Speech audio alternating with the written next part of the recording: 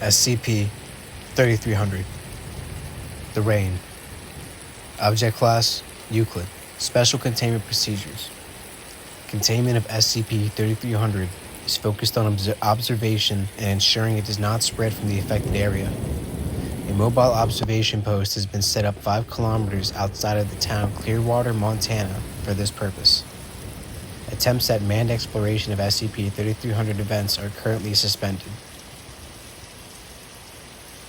When the SCP-3300 event begins, the observation team will fall back to a point 10 kilometers from the town border and continue observation. Any unusual activity is to be noted. Any attempts made by outsiders to enter or exit the area will be halted. Non-lethal force is authorized for this purpose. Instances of SCP-3301 attempting to leave Clearwater will be detained and interviewed under the pretense of a police search. Following this, they will be allowed to continue their travel under Foundation observation. All personnel involved in the containment of SCP-3300 are prescribed a weekly dose of class-wide Nestix. Description: SCP-3300 is an annual event in which the populace of Clearwater, Montana, henceforth SCP-33001, disappears and is replaced by a new set of citizens. The 33,000 event typically occurs in the mid-portion of June and lasts 6 to 18 days. The first 48 hours of each event are marked by a light, continuous rain over the entire city. The rain is stationary and appears regardless of the weather in the surrounding area. This portion of the event ends when the rain transitions to a severe thunderstorm lasting for the remaining duration of SCP-3300. The interior of 3300 event past this point has never been observed. Any attempt by the Foundation to explore the event has ended in an either total loss of personnel or equipment, or a failure to even enter the phenomena. Several times personnel entering SCP-3300 have emerged instantaneously on the other side. When the SCP-3300 event ends, all previous SCP-3301 instances will have been replaced by new iterations with completely new appearances, personalities, and memories. Beyond remarking on the unusually severe nature of the storm, new instances will show no recollection of the event. Instances of 3301 behave identically to baseline human beings. However, no record of any instance prior to their appearance from an SCP-3300 event exists. Instances will occasionally share names, professions, certain memories, and broad personality traits with those from previous iterations of SCP-3300. However, no SCP-3301 instance has been observed repeating from previous events. SCP-3301 instances are unaware of their anomalous nature and the circumstances surrounding their existence. Physical and post-mortem examinations reveal no differences from baseline humans. Instances of SCP-3301 outside of the town when SCP-3300 occurs will disappear several days after the event begins. All attempts to observe this disappearance have failed. SCP-3300 is accompanied by a moderate cognitohazardous effect. Outside citizens learning about the existence of the town of Clearwater or its citizens will give little thought to them unless the subject is brought to their direct attention. This affects focus rather than memory. Those affected do not forget that Clearwater exists, but rather show difficulty paying attention to it. Outside citizens familiar with disappeared instances of 3300 will not comment on their absence unless reminded, and even then show little concern. The history of SCP-3300 is unknown. Records of its existence go back to the beginning of the Foundation. Despite this, almost no progress has been made in attempts to research the phenomena.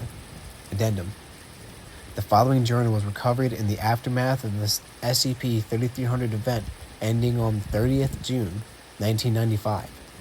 It represents one of the few descriptions of what occurs during the phenomena. The writer of the document has been identified as SCP-3300 1995 4307, aka Margaret Lane. The events described in the journal are unverified. Attempts to automatically observe the interior of an SCP-3300 event are still underway. Hey, If Kurt Cobain kept the journal, it can't be that bad of a near, right? Help express my artistic side or something. Finally get all this writing I wanted to get done. I don't know.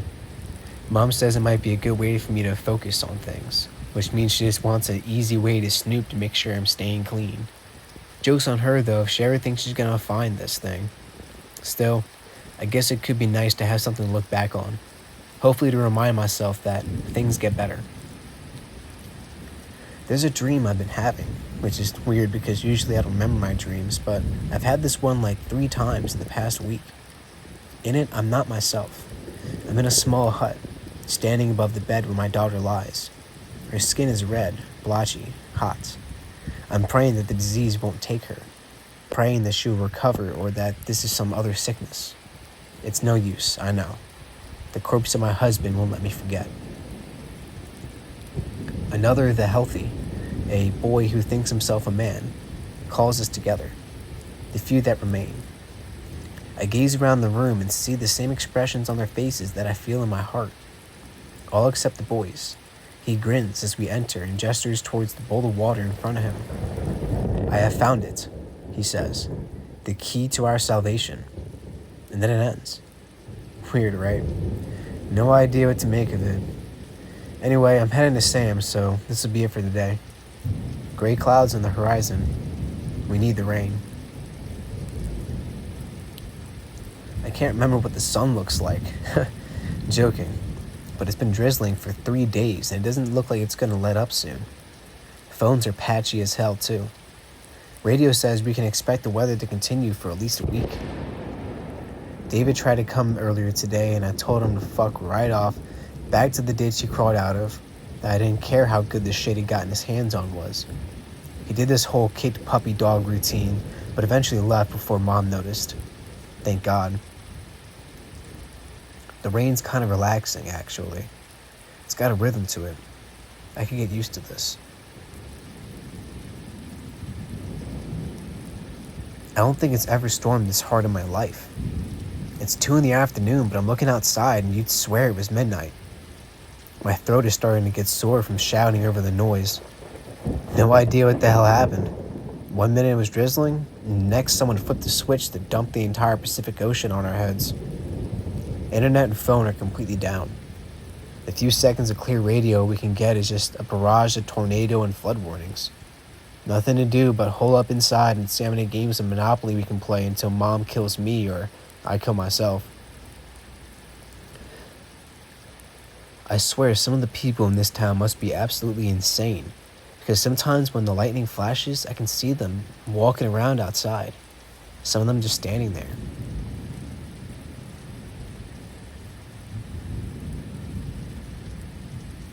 I'm riding this in the back of Jared's van, and we're going like 80 miles an hour down the highway. Isabel's crying next to me, and I don't know what the fuck's going on. I think I'm gonna die. I keep writing, though. My hand shakes less when I write. It couldn't have been more than an hour ago that this happened. We're all at my place. Sam, Jared, Mike, and Isabel had all come over. I hadn't expected them, but Jared insisted he wasn't going to let something tiny like a biblical flood stop us from exploring the bottom levels of the Dread Lich Argonian's domain. Stupid. Stupid. So we rolled up and started playing like everything was normal. Sam DMing with the little stupid monster accent she does. Isabel and Mike arguing over every scrap of treasure and possible trap we came across. Jared struggling just to keep us all from killing each other. Mom in the other room, pretending she wasn't listening in. It was Isabel who first noticed the banging on the door, like someone trying to break it down. At first, we weren't sure what to do. I mean, anyone banging that hard on your door so late is going to be suspicious, even if there's not a fucking hurricane outside, right? So we just sort of sat there, staring at each other, until Jared got up, grabbed a poker from the fireplace, and went to check the peephole. I wonder what his first thought was. Surprise? Confusion? Did he just accept it like I did? Too stunned by the weirdness to question when he opened the door and saw a family on our porch. A mom, dad, and 2 kids. I'd never seen any of them before. For a second, we all just stared at each other. Then the dad shoved past Jared and said, "Why are you in my house?" Mom had come out of her room when she first heard knocking.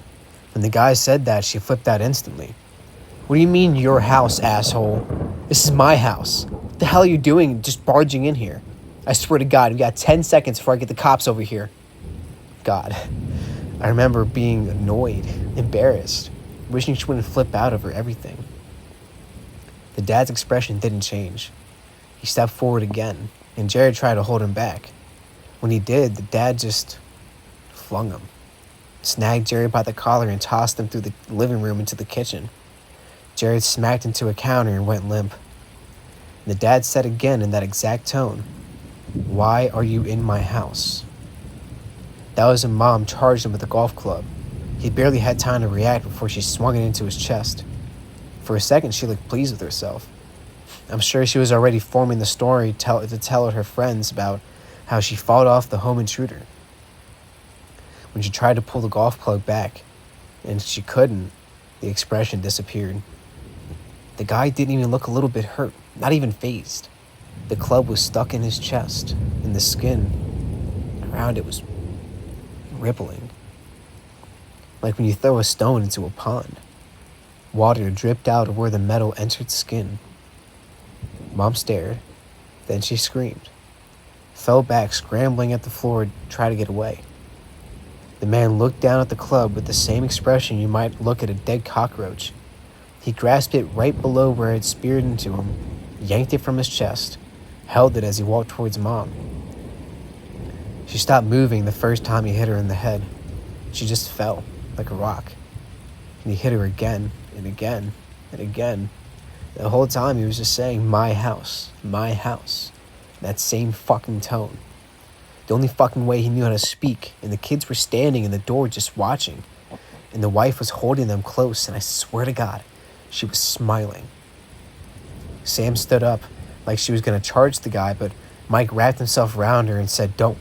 That we had to run, so we did. Mike and Sam grabbed Jared even though he wasn't moving, and I grabbed my journal without even thinking about it. And I don't really remember anything after that except Sam driving and crying and Mike screaming. And all I could think about was the way Mom's body looked as she fell. The light disappearing from her eyes before her body hit the floor. We drove right to the police station. Me and Mike decided to go inside while Sam and Isabel watched Jared. The lights were on, but the station was locked with no one inside. We walked around, looked through every window, nothing. When we got back to the car, Jared still wasn't awake, and his breathing was all fucked up. So we discussed it, and we decided to take him to the hospital in Lanhart. It's only a 2.5-hour drive. We'll be there soon. It'll be okay. We've been driving for 6 hours now. We're almost out of gas. Jared still isn't awake, and we haven't made it to Lanhart yet. We doubled back twice, looked for road signs, building lights, anything to tell us where the fuck we are. But there's nothing. No signs, no cities, not even a gas station. We haven't passed another car since we left my house. The rain's falling just as hard out here. Mike says we need to turn around, try to get back to town before we get stranded. Isabel says that's crazy. We need to keep looking for the hospital, and we don't have enough time to make it back in anyway. Sam says she's going to keep driving. It's all we can do at this point. Jared's dead, and we're out of gas. The car died maybe an hour ago. Jared maybe half an hour after that. No idea where we are. We decided to double back, see if we had passed the building again, or the hospital. There was nothing. Isabel and Mike are going at it, each convinced this is the other's fault. Sam's ignoring them. She's sitting by Jared, holding his hand. She hasn't looked away from him since he stopped breathing. Hasn't said 10 words since we left town. I must have fallen asleep because I had another dream. I knew instantly it was a continuation from before. It was too clear, too substantial to be anything else. And even though I knew it was a dream, I couldn't do anything but watch. I stand ankle deep in a vast, clear river. I'm holding the corpse of my daughter. I'm not sure how I recognize her. as taken by the disease as she is. Her hair is fallen out. Her skin is entirely covered in black scabs that even hit her eyes. Flecks of cracked skin fall away as my arms rub against her body. But for some reason, as I look at her, I don't feel sorrow. I feel hope. I kneel and place her body into the water. It drifts on the surface. Then the water engulfs her, makes it a part of it. She becomes the current that takes her, and I know it will sweep her to the sea where she can finally be at peace. But the work isn't done. I turn, wade back to shore where the blackened body of my husband waits. As I do, I become cognizant of the others, the survivors. Each has with them the bodies of their children, families, friends. 18 survivors, hundreds of bodies. One by one, we've taken to the river, until only we remain. I woke up to the sound of Jared evaporating. It took me a moment to realize what was going on. The others were all scrambling around the body, and I couldn't get a good look. All I could see was the steam filling the car.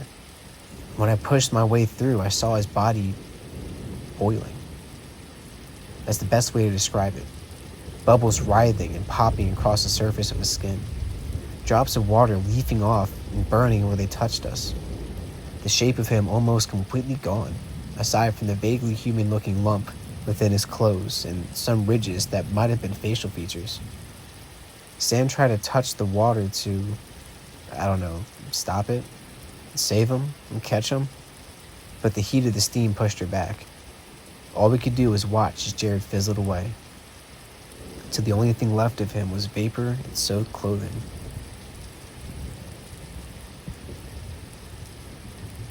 We decided to leave, or Mike and Sam decided to leave, and Isabel and I realized we didn't have any choice but to follow. I mean, what difference did it make? Stay or go, the outcome would be the same. But I figured trying to find something out there might be better than staying in the car until we all starved to death. We grabbed the flashlight from the glove box and headed out. We couldn't have walked more than a couple miles before we reached town. I almost bumped into Mike when he stopped walking after shining the light onto the "Welcome to Clearwater" sign. He didn't say anything. What could he say? He turned around, started walking the other way. Not sure how far. 2 miles, 3. We didn't pass the car, but it didn't matter. We ended up back at the sign. The city. Sam turned, walked off the highway and into the farmland surrounding it. We followed. We knew it wouldn't work, but we followed anyway. On the other side of the field, we found ourselves back on the highway, in front of the sign. Mike insisted he wasn't going back in. No fucking way. He'd rather take the risk out in the rain than spend another second in whatever was in that city. We pointed out that whatever was in the city was pretty clearly outside of it too, and at least the city had food. He wouldn't listen, so we started walking, and 3 minutes later he caught up. Didn't say a word.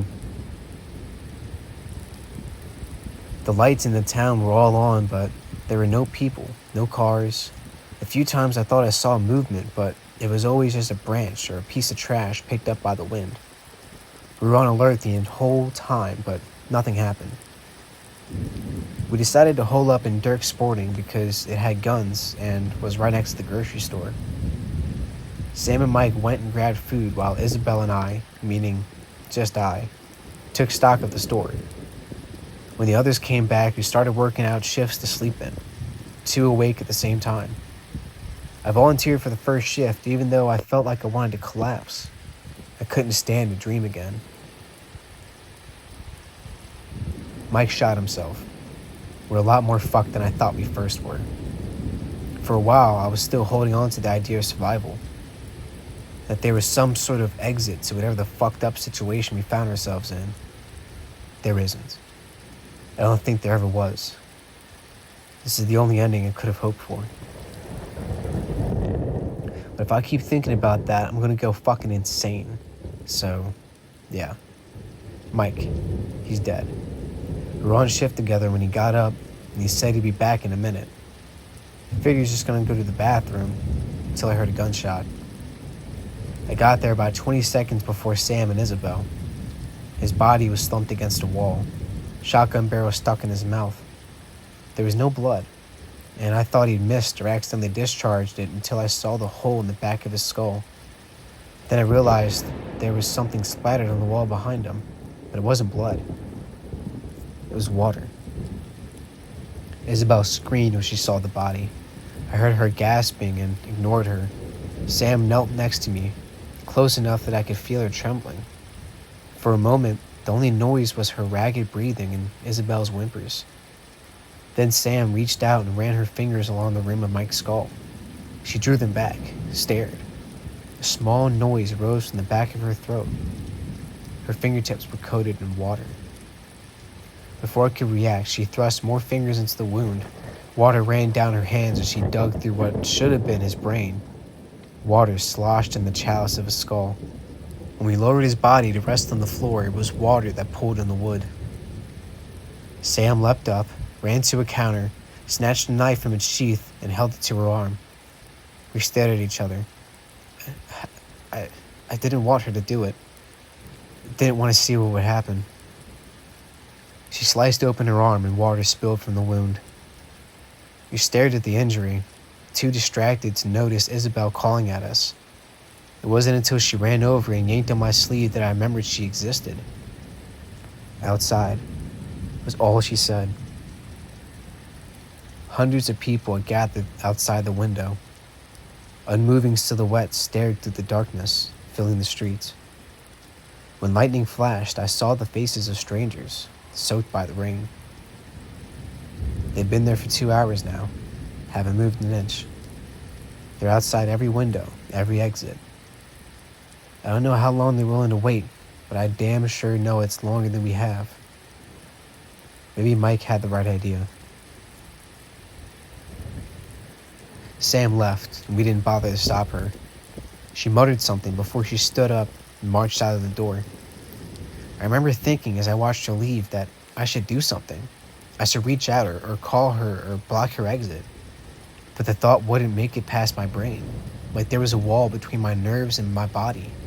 So I just stared as she stepped into the rain. The silhouette shifted as soon as she was outside. They opened up to let her through and she vanished into them, into the dark. I don't want to go back. That's what she said before she left.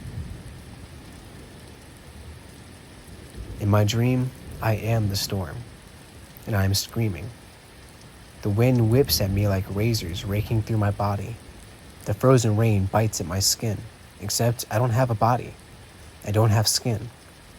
The wind is a part of me. The rain is from me. Every second I rip myself apart and reform, rip and reshape, until I am scattered over miles of storm, trapped in the roar around me. I hear the screams of my village. I feel their presence against mine, just as much a part of the storm as I. We fight, struggle, but the storm cannot be broken. It hurtles over the land, dragging us in its wake. Then I am falling, rushing to meet the ground. For a moment, the earth embraces me. I remember what it felt like to feel the dirt beneath my feet, and the sun on my skin, and the crisp air in my lungs, until the storm steals me again, and I am pulled back into the screams of my comrades. I woke up and Isabel was gone, just a puddle of water on the floor. I think the rain is speaking to me. I can hear it ever since I woke up. I don't know what it's saying, but the whispers in my ear are getting louder. When I cover my ears, it's still there. If I scream, it rises over my screaming. I'm trying to write just to focus on anything else, but the fucking voice is still there, and I know what it wants me to do. It wants me to join it. I'm its child, and it misses me. I can't bear to be apart. What can I do? What can I do? The strangers are still outside, watching me, waiting for my choice, because they know what my choice will be, don't they? There's only one way this can end. I can wait and starve, shoot myself or slit my wrists, or walk out into the rain. But it's all going to end the same way. The water is eternal. The water will remain no matter how polluted it becomes. At the end, we all become rain. I don't want to go back.